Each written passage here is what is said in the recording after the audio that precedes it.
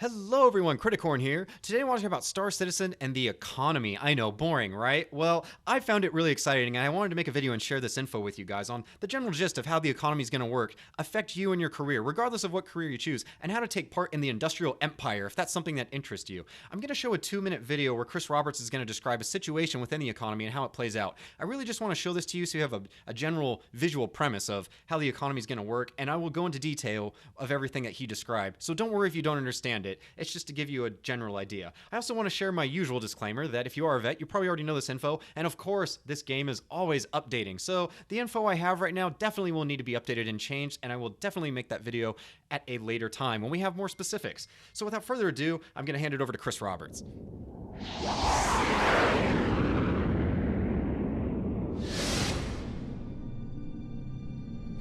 The economy itself, first of all, in Star Citizen is completely dynamic. So the player's actions are going to be affecting the supply and demand and the prices. So a lot of the missions that are generated for players to take or even AI to go and do are created by the economy system itself. To give you an example, if you have a weapons factory sitting on a planet and it requires 3 tons of metal alloy and 1 ton of high explosive and 1 ton of electronics to create 20 missiles in a game turn. That factory will create a mission out on the mission boards, which will have like in a system, and that will propagate to other systems at sort of the speed of communication in the Star Citizen universe. And it will say, hey, look, I need 3 tons of steel alloy, 1 ton of high explosive, 1 ton of electronics, and who wants to take them? And so in that case, a player could look at the mission board and go, oh, look, there's a mission to take 3 tons. Okay, I'll take it, and fly in with the alloy. And if the player doesn't do it, an AI will take it and fly the stuff in.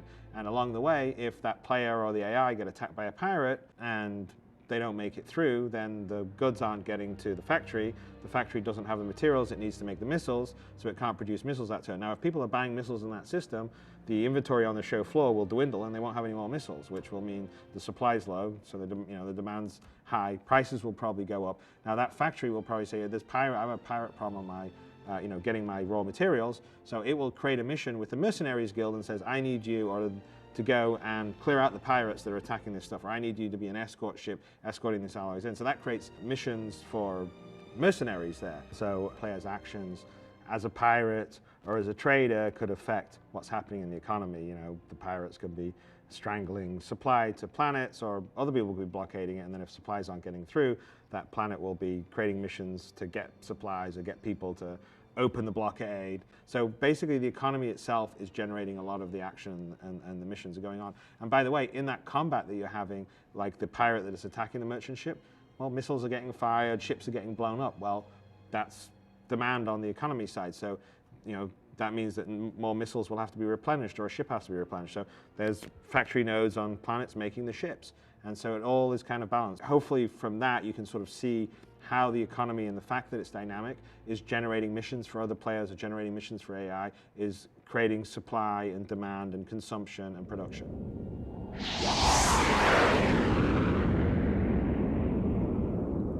So I hope that video gave you a good visual aid about how the economy is going to function, but I am going to talk a little bit more about what's going on behind the curtain there and how it functions. I hope you guys aren't bored to death by this. It just really excited me, so that's why I'm making this video. So I'm just going to get right into it. So the first element I'm going to talk about is that Star Citizen is not a scripted economy, which means that the event he just described to you was not predetermined by some coding in the Star Citizen game. It's a random event, and there's no telling what's going to happen to the economy after that. Maybe the pirate infestation gets worse because nobody helps and takes them out.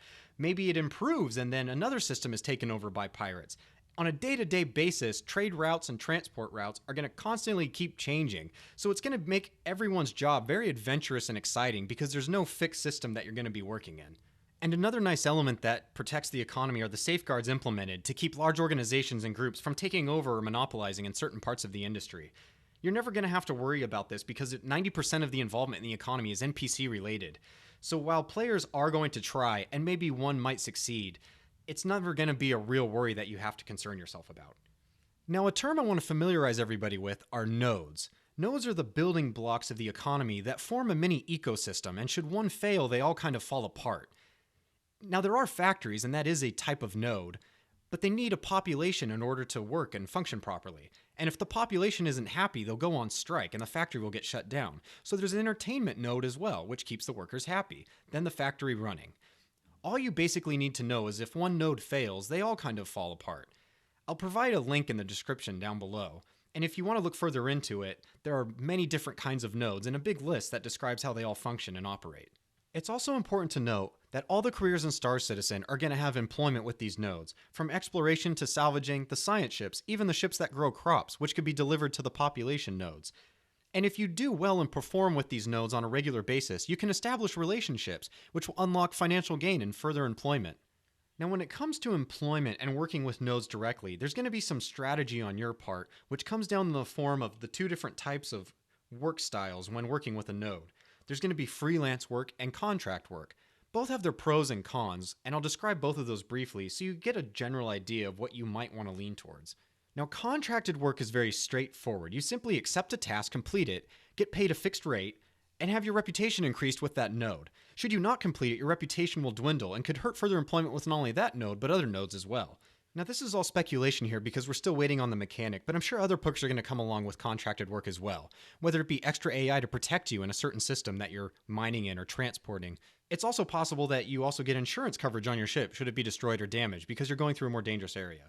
Now, freelance work is definitely not for the faint-hearted, because not only are you accepting 100% of the risk for you and your cargo, which you wouldn't have had to buy should you chose the contracting job, but you also accept the risk by playing the market.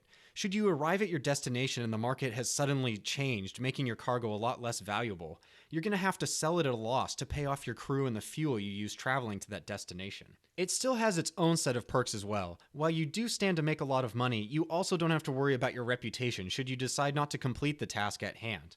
Now, the really fascinating part about nodes is that we can actually own and manage them, and this is definitely one of my endgame goals. The developers also want to develop an app where we can manage the nodes offline on our phones, sending out jobs and getting trades done, even if we're not able to get on our computer.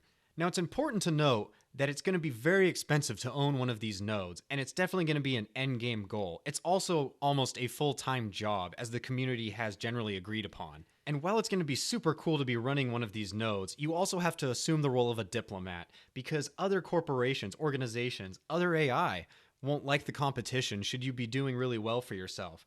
So it's going to benefit you to play the role and keep everybody neutral. There's also going to be a lot of random elements where you're personally going to have to get involved with all the different nodes and help take care of them and manage them to keep everything running smooth and properly. There's going to be droughts, riots, strikes, all sorts of manner of different kinds of things that are going to affect your node that you're going to have to take care of. So that's it for today, guys. That's my Crash 101 course in the economy. I know it's not the most exciting topic to be talking about, and we definitely don't have nearly enough information on how it's going to function and what we need to do. This is just basically to give you a general gist of how it works. And thank you so much for the comments down below too. I've been reading them and I'm glad you guys are enjoying these videos, and I'll definitely keep making more of them. So with all that said, I hope you guys enjoy the rest of your day, and I will talk to you all later.